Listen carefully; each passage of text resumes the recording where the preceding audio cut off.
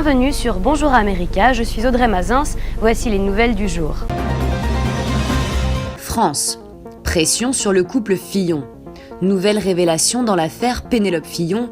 Dans son émission à paraître mercredi 1er février, le Canard enchaîné révèle que l'épouse de François Fillon a perçu plus de 900 000 € au total en tant qu'assistante parlementaire de son mari. Autre révélation de l'hebdomadaire indépendant, le candidat, les Républicains à la présidentielle, a employé 2 de ses enfants au Sénat comme assistants parlementaires pour 84 000 € bruts.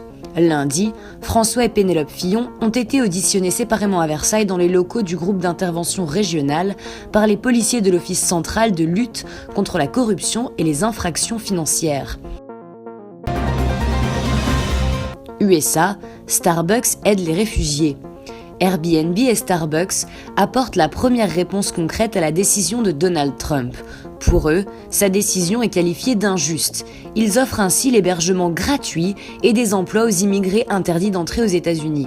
La chaîne de café Starbucks va recruter 10 000 réfugiés dans les 5 prochaines années, s'est engagé par écrit son PDG Howard Schultz.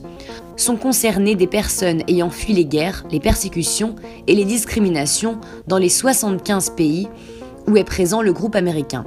Schultz, proche du Parti démocrate, indique également que Starbucks est en contact avec les employés affectés par le décret présidentiel ayant mis en place de sévères restrictions dans l'accès au territoire américain.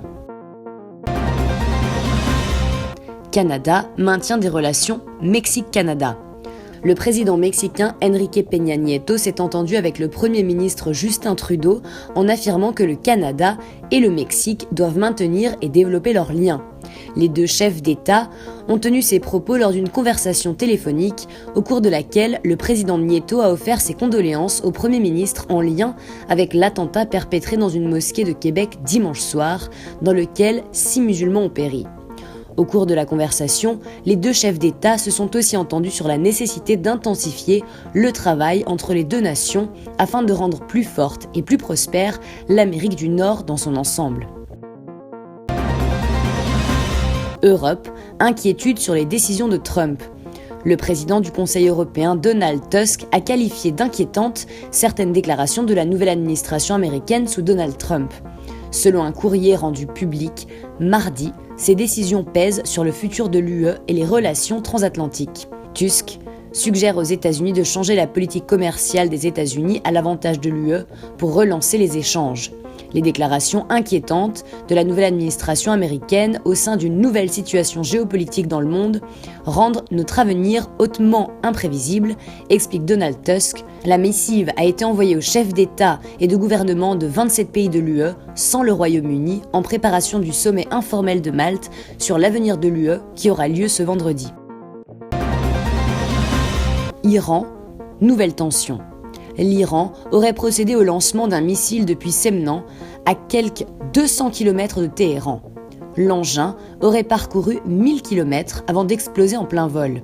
Les États-Unis et Israël entendent ainsi saisir le Conseil de sécurité de l'ONU.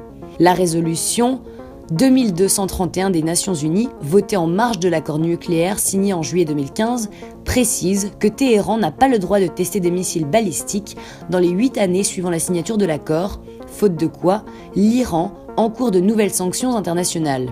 Les tensions entre les États-Unis et l'Iran, qui avaient diminué ces derniers temps, sont en train de renaître depuis la prise de fonction de Donald Trump. Angleterre, le Parlement refuse un Brexit dur. Le Parlement britannique commence les débats sur le projet de loi autorisant la première ministre Theresa May à lancer la procédure de divorce avec l'Union européenne. Les députés conservateurs défendent un Brexit dur, alors que certains parlementaires ont déposé plusieurs amendements, dont l'un vise à garantir la future appartenance du Royaume-Uni au sein du marché commun. Les amendements ont peu de chances d'être adoptés, le parti conservateur disposant d'une courte majorité à la Chambre basse. Le chef des travaillistes, Jeremy Corbyn, a quant à lui menacé des représailles les députés de son parti qui ne voteraient pas en faveur du texte. Merci d'avoir suivi le journal, je vous retrouve très bientôt sur Bonjour America.